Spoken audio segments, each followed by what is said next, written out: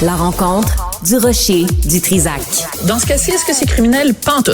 Une dualité qui rassemble les idées. Mais non, tu peux pas dire ça. Hein? On rembobine cette affaire-là. Non. Prends soin de toi, là. Oui, Hein? tu me protèges. Je le sais. Contre toi-même. La rencontre du rocher du Trisac. Écoute, Benoît, quand je Ouais. parle. Ah, Sophie, fais-moi une surprise. Ah oui, parce que des fois, je te préviens de mon sujet, Ouais. puis là, on peut s'en parler, puis des fois même, avant, tu sais, hors onde, à micro fermé, on s'en parle, toi et moi, mais là, je voulais que ce soit une surprise, parce qu'il y a comme une montée dramatique à mon affaire. Moi, je trouve ça... Rate-la pas, hier, t'as réussi une Oui, blague j'ai réussi. complète. Ben, c'est sûr que si tu fais du m'interrupting tout le temps, Tout on le n'y temps. arrivera Mais pas. tu sais que c'est de même, ça marche. On n'y arrivera pas, C'est Benoît. pour ça que ta chronique est très bonne. Benoît, Fait que je t'interromps sans On arrêt. n'y arrivera pas. Mais pas. Moi, je trouve ça très important d'écouter sur toutes les questions qui ont attrait à l'islam, d'écouter des gens qui sont de culture arabo-musulmane, en particulier des femmes qui, depuis des années, tirent la sonnette d'alarme. Alors, je pense évidemment à des gens comme Jamila Ben Habib, qui maintenant habite en Belgique, mais je pense à des gens comme Nadia El Mabrouk, comme Leila Lesbeth et comme Yasmine Mohamed. Yasmine Mohamed est moins connue au Québec et c'est dommage parce que c'est une anglophone, c'est une Canadienne qui a été forcée à partir de l'âge de 9 ans à porter le voile.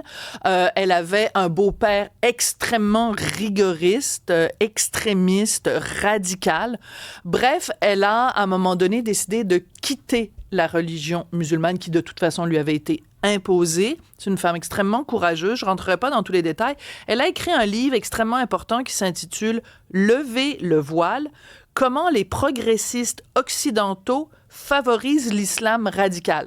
Donc, c'est pas moi, petite femme privilégiée, bourgeoise, etc., qui dénonce une situation. On parle ici de quelqu'un qui l'a vécu dans sa chair, qui a écrit un livre et qui nous dit « Attention, les petits progressistes, vous êtes en train de faire le jeu de l'islam radical. » Ça, c'est ma mise en contexte pour savoir qui est Yasmine Mohamed et pourquoi il faut l'écouter quand elle nous parle.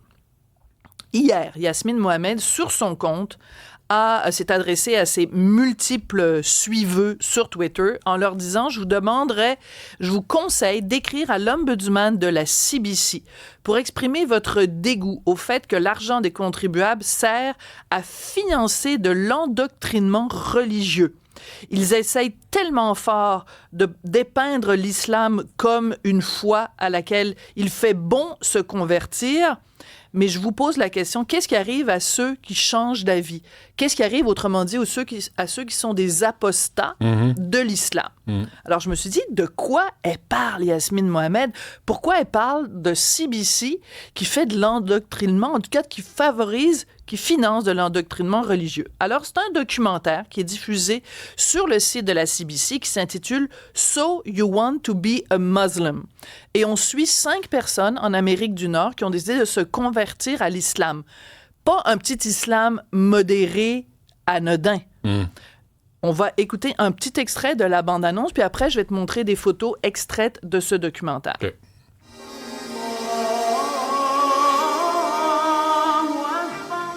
I was 25 when I converted. It's beautiful spirituality. It supports the growth of an internal moral compass. And this is Alors, donc, ce qu'on vient d'entendre, c'est une femme qui s'est convertie à l'islam quand elle a 23 ans et qui vante les mérites de l'islam en disant c'est une spiritualité absolument extraordinaire. Elle porte le voile. Plus tard dans le documentaire, on fait la rencontre d'un couple. Le monsieur, donc, s'est converti à l'islam. Elle s'est convertie à l'islam.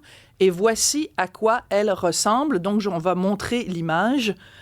Elle porte, je décris pour ceux qui nous écoutent à la radio, on la voit au jardin d'enfants, là, dans un parc pour enfants, avec ses 2 enfants et son mari.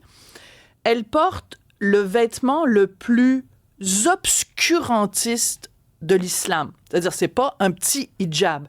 Elle porte un niqab. Elle porte un niqab par-dessus une abaya. Alors, je vous le décris, c'est vraiment un morceau de tissu qui part de la tête, qui recouvre entièrement le corps de la femme. la seule chose qu'on voit, c'est ses yeux. Attends 2 secondes, Jean-Philippe, avant de passer à la prochaine image. Donc, elle est avec ses enfants. Donc, la CBC... Et le bonhomme, lui, il est en hoodie. Le bonhomme, là, lui, le bonhomme est en hoodie. Non, mais le lui, bonhomme, s'habille comme il veut. Y a-tu un problème? Fait que la femme a à peu près l'équivalent d'ouverture d'une boîte aux lettres dans une porte, là, tu sais, pour... oui, voilà. Pour voir. Là, on peut voir ses yeux. Puis même ses yeux, je suis étonné qu'ils ne soient pas cachés. Voilà. Mais c'est vraiment... Donc, alors, on a... Moi, je dis... La CBC. Donc, moi, je me fie sur Yasmine Mohamed. C'est pas Sophie Durocher qui est en train de parler en ce moment. Je me fie à ce que dit Yasmine Mohamed, qui s'évertue au risque de sa sécurité à publier des livres, à prononcer des conférences pour nous dire, à nous, supposément progressistes occidentaux, attention, les petits amis, il est en train de se passer quelque chose. Et c'est elle qui alerte notre opinion, notre intérêt à cette diffusion de ce documentaire-là. Alors, une fois que je suis allée sur le site de CBC, puis que j'ai vu ce documentaire-là, qui nous vante les mérites de, c'est donc ben extraordinaire de se convertir à l'islam et de porter ce vêtement-là, qui est quand même, excuse-moi, mais tu peux pas avoir plus... La femme, elle est plus qu'effacée. Elle est invisibilisée. Elle n'est plus existante dans l'espace public. Et en plus, elle est comme ça devant ses enfants. Donc, une fois rendue sur le site, j'ai vu d'autres trucs parce qu'évidemment, les algorithmes font en sorte qu'on présente toutes sortes d'autres documentaires de CBC sur des sujets reliés. Alors, il y a par exemple tout un documentaire en plusieurs séries qui s'intitule Hijabista, qui est un mélange entre fashionista et hijab. Oh, c'est mignon. Alors, ce sont des designers de mode qui font des hijabs à la mode. Ouais. C'est quand même assez particulier. Et après, je suis tombée sur un truc... C'est une question de sobriété, là. De pudeur. C'est ouais, le mot utilisé, c'est modest fashion, la mode de la pudeur. Et là, je suis tombée sur un autre documentaire qui s'intitule The Swap. Ça, c'est un documentaire australien où on a pris des enfants dans une école catholique et on les a envoyés dans une école musulmane. Et on a pris des enfants de l'école musulmane et on les a envoyés dans une école catholique. Et quand on est dans la portion où on voit des enfants dans l'école musulmane, donc là, Jean-Philippe, tu peux nous envoyer l'image, il y a cette jeune fille qui, encore une fois, porte le niqab. Son visage est complètement caché. On ne voit même plus la forme de son corps. Et on est en train de nous dire, ben là, il faut ouvrez-vous à ça. C'est la liberté, ça. Ça, c'est la liberté. Puis j'avais d'autres images, là, que j'ai pas eu le temps de tout te montrer. Regarde, je te le montre à toi, là, mais je vais les mettre sur mes médias sociaux. Ça, c'est une famille qui est dans le documentaire. Il y a 5 filles. La plus jeune doit avoir quoi? 7 ans, 8 ans? Toutes les filles, 1, 2, 3, 4, 5, sont toutes voilées. Les gars de la famille sont montrés? Non. Moi, j'aurais pas de trouble. J'aurais pas de trouble avec ça si... Tu sais, on banalise ça, non, mais si les hommes la portaient aussi. Ben oui, mais... Non, mais vous aimez la pudeur. Soyez... je le dis dans mon livre. Dans mon livre, je le dis, à un moment donné, j'ai tout un segment sur l'invisibilisation de la femme dans l'islam. Et je dis, mais si c'est si génial que ça, porter ce morceau de tissu-là, portez-le. Ouais.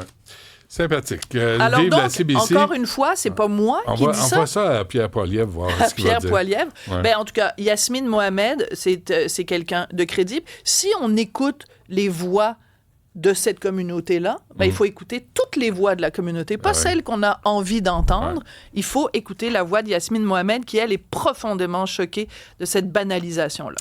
Merci, Sophie. On t'écoute à 14h. Merci.